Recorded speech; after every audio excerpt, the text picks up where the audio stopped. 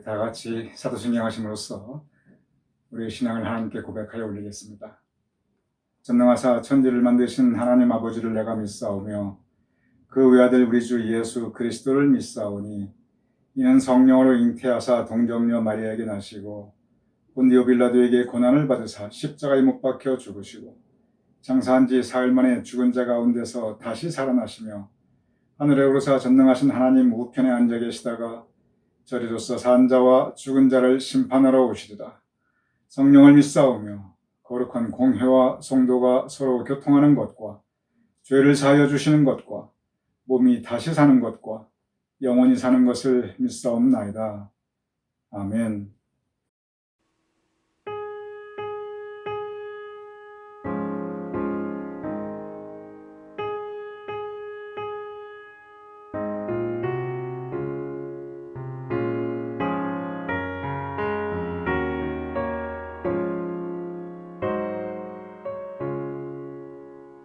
내 평생에 가는 길 수다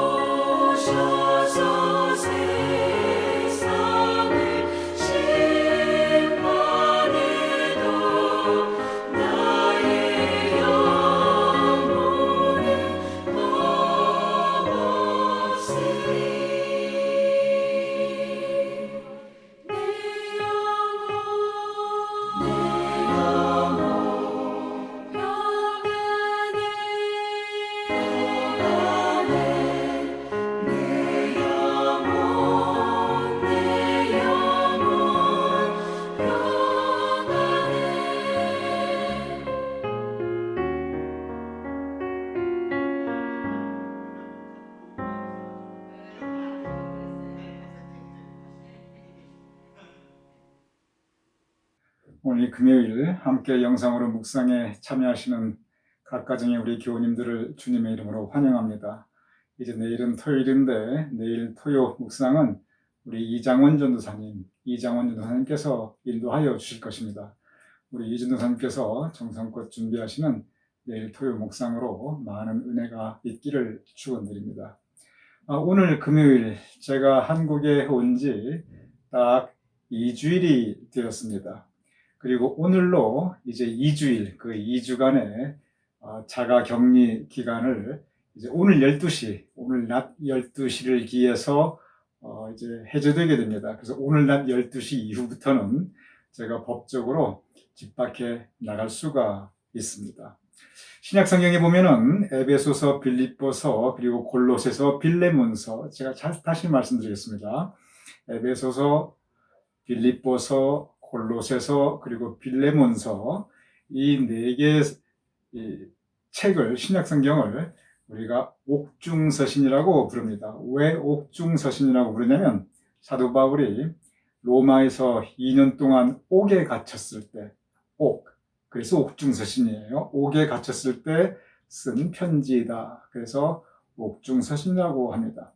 그런데 사도 바울이 로마에서 2년 동안 옥에 갇혀 있었는데 그 옥이 여러분이 생각하시는 그런 감옥, 그런 감옥은 아니었습니다. 그때 어떤 상태였냐면 가택연금이었어요. 가택연금. 집 안에 갇혀 있어가지고 집 밖에는 못 나오는 상태. 그런데 그 집 안에서는 자유로워요. 집 안에서는 뭘 해도 상관없는데 집 밖으로 나오면 그건 이제 법에 저촉되고 잡혀갈 수도 있어요. 그러면 정말 감옥에 갈 수도 있어요. 이게 사도 바울이 2년 동안 로마에서 있었던 그 옥에 갇혔을 때 할 때는 가택연금이었습니다.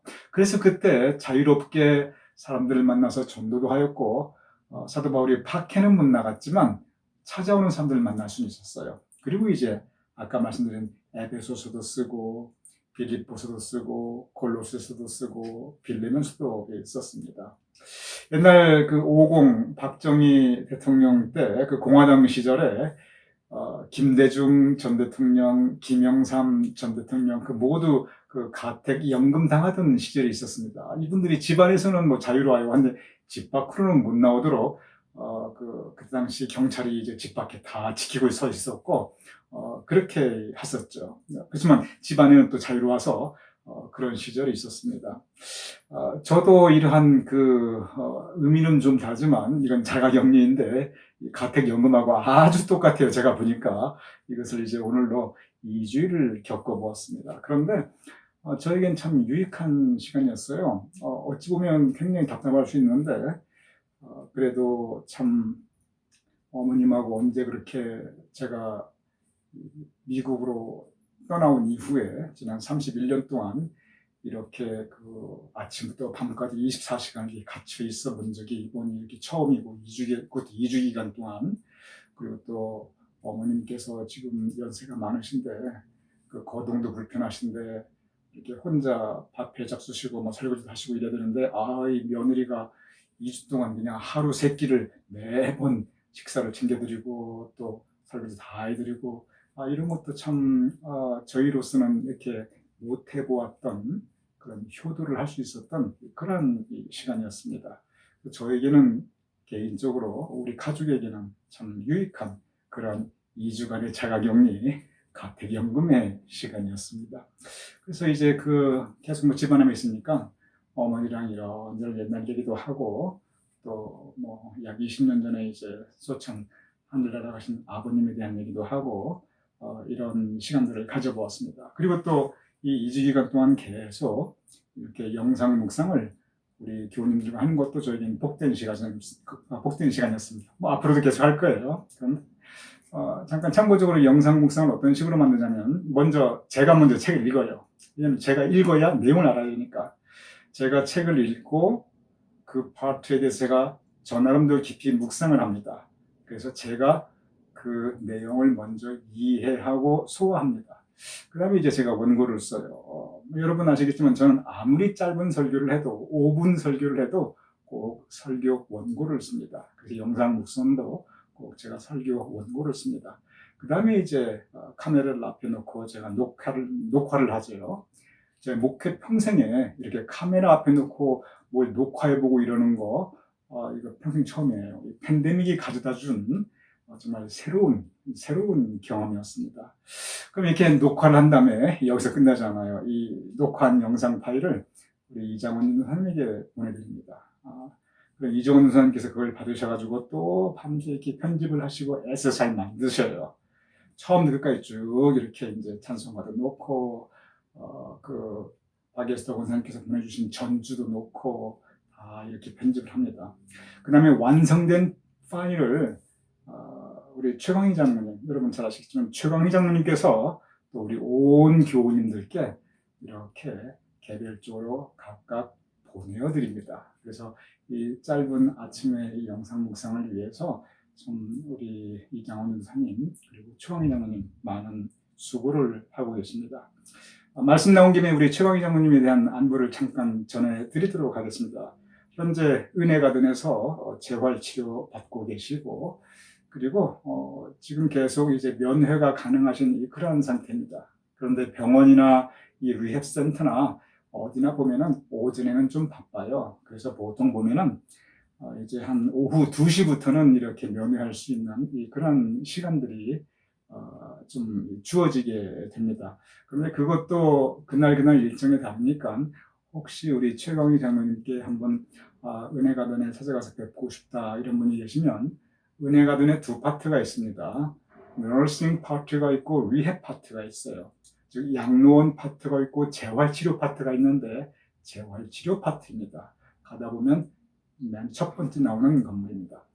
그래서 이제 거기 가셔서 이 일정이 있으니까 그냥 찾아가지 마시고 최광희 장로님께 문자나 전화로 꼭 먼저 연락을 드리시고 그 일정을 파악하신 다음에 약속을 잡으셔서 그렇게 가는 것을 권해드립니다. 안 그러면 가셔도 못 뵐 수가 있습니다. 우리 최광희 장로님 정말 어려운 고비를 잘 지나시고 그 긴 수술 그리고 수술 이후에 여러 가지 부작용들 염증이 있을 수 있는데 그런 거 없이 지금 잘 회복하고 계시고 지금 재활 치료받고 계십니다. 앞으로도 우리 하나님의 치유의 능력이 강하게 우리 최광희 장로님 위에 임하셔서 순조로운 회복과 그리고 온전한 완쾌가 있기를 축원드립니다. 오늘 여러분과 함께 나눌 영상 묵상의 제목은 도덕의 세 가지 조건, 입니다. 어제 묵상의 연장선상입니다. 어제 묵상의 주제는 도덕적 인간이에요. 먼저 사람 인간 세계 공동체의 질서를 뭐가 잡아가느냐. C.S. 루이스는 맨 첫째로 도덕, 누구에게나 적어도 사람이라면 누구에게나 그 마음에 가지고 있는 이 도덕관념, 도덕성 그것을 제시하였습니다. 그래서 그 어제 말씀 나눴던 도덕적 인간의 연장선상에서 오늘은 이 묵상이 이어지게 됩니다. 잠깐 어저께 나누었던 묵상의 내용을 아주 짧게 간략하게 복습을 해보겠습니다. 공동체 전체의 질서를 잡아가는 것이 도덕인데 그러려면은 먼저 개인과 개인이 서로 싸우지 않고 서로 다투지 않고 서로 존중하고 이렇게 살아야 된다고 C.S. 루이스는 말하고 있어요. 이것을 배가 무리지어가는 그 선단에 비유해서 선단, 여러 척의 배가 함께 목적지로 잘 가려면 배와 배끼리 부딪히지 말아야 된다. 배와 배끼리 부딪히고 그냥 막 서로 여기저기 막 싸우고 그러다 보면 어디 가지도 못하고 배가 가라앉는 것처럼 공동체에서는 일단 서로 각각 존중해주고 배려해주고 질서를 지켜나가는 것, 거리를 지켜나가는 것, 이것을 첫 번째로 이야기했습니다. 그런데 그것만으로 되느냐? 아무리 그 배들이 서로 거리를 지키고 방향을 똑같이 가려고 해도 그 배의 내부적인 조타 장치가 고장이 났다든지 엔진이 고장이 났다든지 배가 너무 이렇게 잘못된 곳이 있어가지고 선장에 의도대로 배가 안 나간다든지 이러면 역시 배끼리 서로 부딪힐 수도 있고 아니면 뒤처질 수도 있고 동쪽으로 가고 싶은데 서쪽으로 가고 싶을 수도 있고 이럴 수가 있다는 거예요. 도덕이라는 것은 그래서 개인과 개인 간의 관계성을 규정하는 것이기도 하지만 동시에 각 개인의 내면 세계가 건강해야 서로 아름다운 공동체를 이룰 수가 있지. 아니, 내면 세계가 엉망이 되어 있으면 그러면은 도덕적 인간은 불가능하다. 이것이 C.S. 루이스의 도덕에 대한 두 번째입니다. 그리고 여기서 한 단계 더 나가지요. 이제 선단, 배가 함께 나가는 그 선단의 방향, 목적의식, 그리고 왜 지금 이렇게 함께 나가고 있는가. 이것이 중요하다. 우리의 방향이 뉴욕이라면 뉴욕으로 가야 되는데 엉뚱한 캘커타로 갔다 그러면 이것은 실패한 선단이다. 그러면서 여기에서부터는 삶의 의미와 목적, 즉 하나님의 영역, 도덕의 영역을 넘어서는 하나님의 영역에 대해서 C.S. 루이스가 말씀하고 있습니다. 이것이 어저께 우리 함께 나누었던 도덕적 인간, 이 도덕이 무엇인가, 그리고 우리 사람이 지켜나가야 될 그 도덕의 개념이 무엇인가를 함께 묵상한 것입니다. 오늘 이 도덕의 세 가지 조건은 바로 이 부분을 조금 더 깊이 그리고 자세하게 묵상하고 있는 부분입니다. 먼저 제가 읽어보도록 하겠습니다. 도덕에는 세 가지 사항이 있습니다. 어제 말씀드린 거예요. 바로 그 부분이 연장선상이에요. 첫 번째, 도덕은 각 개인이 서로 공평하게 처신하며 조화를 이루는 일과 관련이 있습니다. 설명드렸던 부분입니다. 두 번째, 각 개인의 내면에 있는 것들을 정돈 또는 조화하는 일에 관련이 있습니다. 이 역시 이제 각 개인의 내면의 세계 설명드렸던 거예요. 그리고 세 번째, 우리 인류의 삶 전체가 지향하고 있는 보편적 목적, 즉 우리 인간은 무엇을 위해 창조되었는가, 누구에 의해 창조되었는가, 우리는 어디로 가는가, 악단 지휘자가 연주하려는 곡은 무엇인가 하는 것과 관련이 있습니다. 그리고 세 번째는 바로 영적인 의미를 말씀하고 있지요. 이렇게 다시 한번 어제 도덕적 인간을 요약한 다음에 그 다음에 이제 C.S. 루이스가 무엇을 말하자면 우리의 문제, 바로 이 도덕 앞에 서 있는 우리의 문제에 대해서 진단하고 있습니다. 제가 그 부분을 읽어보도록 하겠습니다. 우리 현대인들은 대부분 첫 번째 사항만 주로 생각합니다. 그 첫 번째 사항, 남에게 피해 안 주면 된다. 서로 부딪히지 아니하면 된다. 그 부분이에요. 그래서 우리는 다른 사람들에게 서로 친절하게 대하며 공정하게 처신하기 위해서 애쓰고 있습니다. 즉, 첫 번째 사항만을 생각하는 것이지요. 우리가 주로 도덕 그러면은 다른 사람한테 피해 안 주는 것, 그것만 생각한다는 거예요. 그런데 계속 읽어보겠습니다. 우리의 문제가 무엇이 있는지. 그런데 이렇게 첫 번째 사항을 생각하는 것이 자연스러운 것이라 할지라도 여기에 도덕이 멈추고 만다면 그것은 아주 큰 문제가 됩니다. 왜냐하면 조종이 불가능할 정도로 배들이 낡은 데다가 결함투성이라면 서로 부딪힐 수밖에 없습니다. 마찬가지로 우리 마음속에 탐욕과 못된 성질과 교만이 있다면 그러면 아무리 좋은 사회적 규칙을 세운다 할지라도 무슨 소용이 있겠습니까?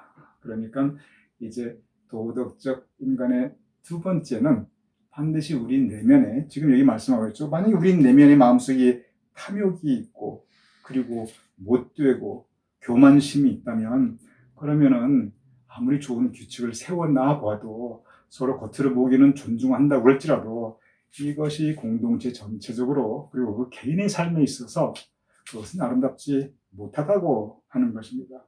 그 부분에 대해서 C.S.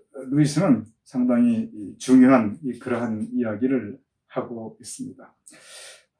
C.S. 루이스가 말하는 부분은 제가 여기서 좀 더 구체적으로 말씀드려보겠습니다. 예를 들어 우리는 다른 사람에게 해가 되지 않는 일은 잘못이라고 할 수 없다라고 말하는 사람들이 있습니다. 그러니까 내가 무슨 일을 하든지 무슨 생각을 하든지 다른 사람에게 피해만 주지 않는다면, 우리가 사실 흔히 하는 생각입니다. 다른 사람에게 피해를 주지 않는다면 그러면 그것이 무엇이 잘못인가, 우리는 그렇게 생각해 볼 수가 있다는 거예요. 계속 읽겠습니다. 그는 주변에 있는 다른 배에 손상을 입혀서는 안 된다는 점은 잘 이해하고 있습니다. 그런데 C.S. 레위스가 아주 명문, 정말 명문 중의 명문을 그다음 얘기합니다. 제가 읽어보겠습니다. 즉, 다른 배에 손상을 입혀서는 안 된다는 점을 잘 이해하고 있는데, 그런데 그다음 솔직히 그런데 자기 배는 마음대로 해도 좋다고 생각합니다. 즉, 다른 사람에게 피해만 주지 않으면 내 인생 내가 어떻게 살든 그게 무슨 상관이냐, 바로 그 부분이에요. 지금 현대에 있는 특별히 젊은 사람들 이 생각 아주 팽배합니다. 내가 어떻게 살든지 무엇을 하든지 다른 사람에게만 피해만 주지 않으면 그게 뭐가 잘못이냐, 바로 C.S. 루이스는 바로 그 부분을 이야기하고 있습니다. 그럼 제가 읽어보겠습니다.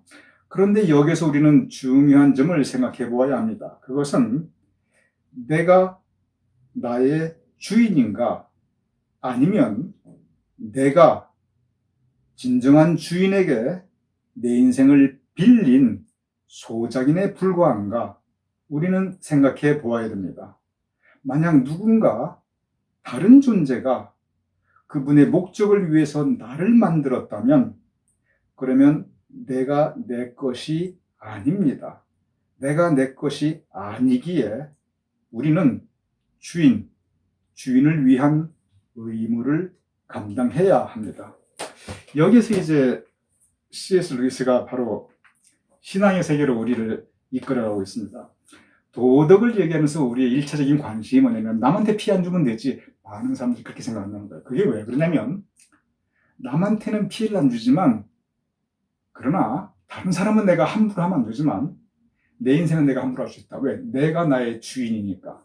C.S. 루이스는 아니라는 거예요. 내가 나의 주인이 아니라는 겁니다. 나를 만드신 또 다른 창조주, 나의 진정한 주인이 있다면, 가정을 일단 했어요. 이 불신자들을 위해 사는 바이니까. 그렇다면 우리는 그분의 뜻에 따라야 된다. 그분이 우리에게 지어주신 의무를 하고 있습니다. 이 의무를 우리는 수행해야 된다라고 가르치고 있습니다. 바로 도덕의 세상을, 영역을 이야기하다가 그 다음에는 영적 신앙의 세계로 자연스럽게 우리를 이끌어가는 부분입니다. 제가 계속 읽어보겠습니다. 우리가 도덕에 대해 생각할 때 이렇게 이 세 가지 분야를 모두 생각해야 합니다. 즉, 인간과 인간의 관계, 이게 맨 첫 번째입니다. 도덕의 1차원, 인간과 인간의 관계, 남에게 피해 주지 말자. 그리고 인간과 인간의 관계, 두 번째, 인간의 내부에 있는 것들, 내면 세계입니다. 그리고 세 번째입니다. 세 번째는 우리 인간을 창조한 또 다른 분과 우리와의 관계를 생각해야 하는 것입니다. 참, 이 부분이 바로 C.S. 루이스 도덕에 대한 가르침의 결론 부분입니다. 제가 읽어보겠습니다. 첫 번째 분야에서 우리는 모두가 협력할 수 있습니다. 그렇죠. 서로. 그리고 두 번째 분야에서는 우리가 우리 내면 세계를 성찰하며 그리고 성숙해 나갈 수 있습니다. 그리고 세 번째 분야에서 바로 기독교의 도덕과 비기독교의 도덕의 차이가 생겨납니다. 기독교의 도덕은 우리가 우리의 주인이 아니라는 거예요. 우리는 피조물이라는 겁니다. 우리를 지으신 분이 계시고 그렇게 그분이 우리를 향한 목적이 있다는 겁니다. 그것을 따라가는 것이 기독교의 도덕. 기독교의 도덕은 바로 그것을 따라가는 겁니다. 비기독교의 도덕, 세상의 도덕은 뭐냐면 이 부분이 없어요. 이 부분이 없어요.